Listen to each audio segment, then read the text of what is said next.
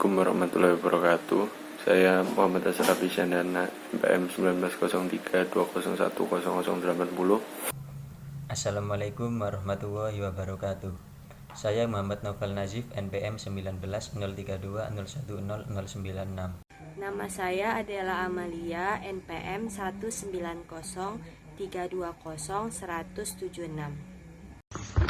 Perkenalkan, nama saya Faisya Rizky Dayati, bisa dipanggil Ica, NPM 19 032010097. Assalamualaikum warahmatullahi wabarakatuh. Nama saya Muhammad Jaki Gufron, NPM 190 320 192. Di sini saya akan menjelaskan tentang apa itu pengukuran. Pengukuran adalah penentuan besaran, dimensi atau kapasitas, biasanya terhadap suatu standar atau satuan ukur. Pengukuran juga dapat diartikan sebagai pemberian angka terhadap suatu atribut atau karakteristik tertentu yang dimiliki oleh seseorang, hal atau objek tertentu menurut aturan atau formulasi yang jelas dan disepakati. Selanjutnya saya akan menjelaskan apa itu alat ukur dan macam-macam alat ukur. Alat ukur dibagi menjadi 3, untuk mengukur waktu, untuk mengukur panjang, dan untuk mengukur massa. Untuk alat ukur yang mengukur panjang biasanya ada penggaris, meteran, jangka sorong. Lalu untuk yang mengukur massa ada timbangan, dan untuk mengukur waktu ada stopwatch atau jam digital. Yang ketiga, alat ukur dimensi.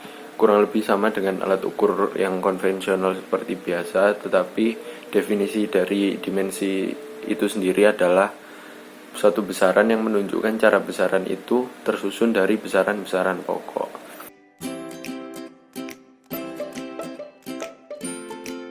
Terangkan tentang satuan dasar. Satuan dasar adalah satuan pengukuran sebuah besaran dasar pada sebuah sistem besaran fisik. Definisi standarisasi dari setiap satuan dasar dapat berupa adanya penelitian kemeteorologian yang dapat menentukan kemungkinan dicapainya definisi standarisasi yang lebih akurat dari besaran fisik tersebut. Ilmu pengetahuan dan teknik menggunakan 2 jenis satuan, yaitu satuan dasar dan satuan turunan. Satuan dasar dalam mekanika terdiri dari panjang, massa, dan waktu.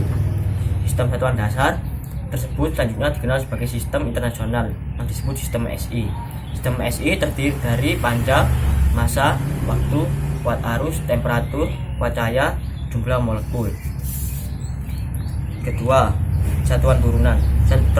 Satuan turunan adalah sebuah satuan pengukuran dan sebuah besaran turunan dalam sebuah sistem besaran.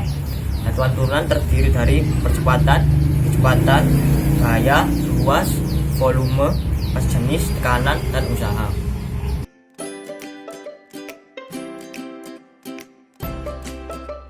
Mesin fries atau milling machine adalah mesin perkakas yang dalam proses kerja pemotongannya dengan menyayat atau memakan benda kerja.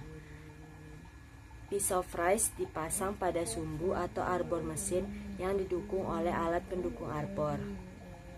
Pisau tersebut akan terus berputar apabila arbor mesin diputar oleh motor listrik. Agar sesuai dengan yang kita inginkan, banyaknya putaran arbor dari gerakannya dapat diatur oleh operator mesin fries.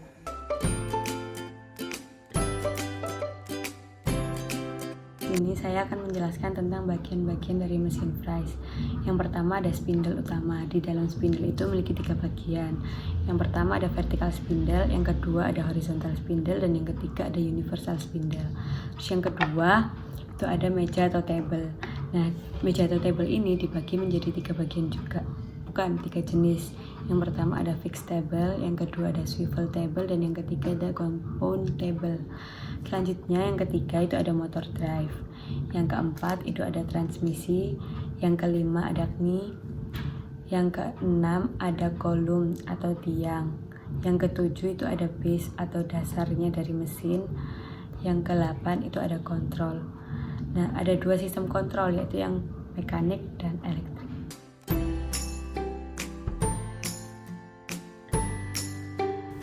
Kali ini saya akan menjelaskan 2 subbab, yaitu bentuk pengfriesan dan prinsip gerak mesin fries. Yang pertama, bentuk pengfriesan. Mesin fries memiliki hasil bentuk yang berbeda tergantung cara pengerjaannya. Dan ada 9 bentuk pengfriesan, yaitu 1. Bidang rata datar, 2. Bidang rata miring menyudut, 3. Bidang siku, 4. Bidang sejajar, 5. Alur lurus atau melingkar, 6. Segi beraturan atau tidak beraturan, 7. Pengebaran lubang atau pembesaran lubang, 8. Roda gigi lurus atau helix, dan yang ke-9 adalah knock atau eksentrik. 2. Prinsip gerak mesin fries. Gerakan pemotong terjadi saat alat potong berputar dengan diikuti gerakan pemakanan dan gerakan pengikat benda kerja. Gerakan pemakanan adalah gerakan alat potong sepanjang daerah pemotongan yang berbentuk lurus atau melingkar, sedangkan gerakan pengikat adalah gerakan menekan benda kerja dan alat potong.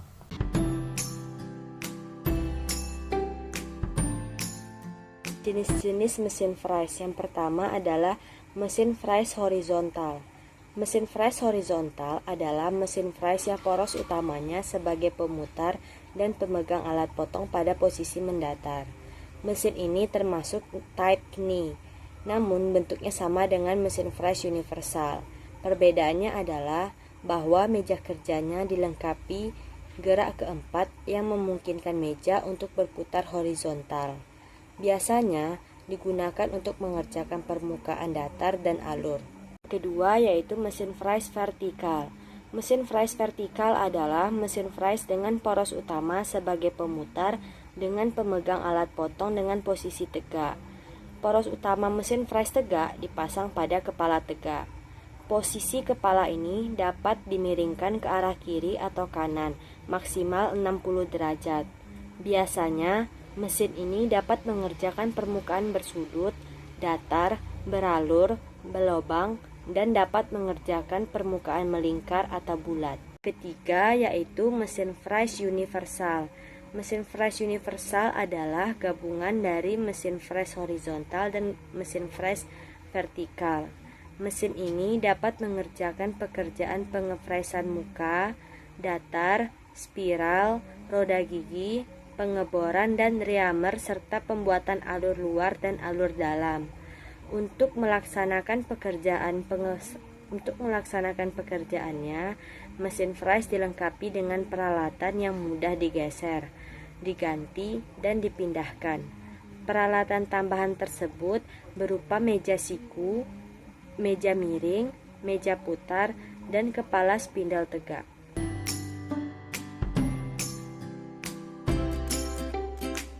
Di sini saya akan menjelaskan tentang jenis-jenis pisau fries. Yang pertama ada pisau fries sisi, yang kedua ada pisau fries muka, yang ketiga ada pisau fries sisi, alur sisi dan muka, yang keempat ada pisau fries gergaji, yang kelima ada pisau fries pembentuk, yang keenam ada pisau fries roda gigi, dan yang ketujuh ada pisau fries sudut, yang ke-8 ada pisau fries jari, dan yang ke-9 itu ada pisau fries alur T dan alur bersudut.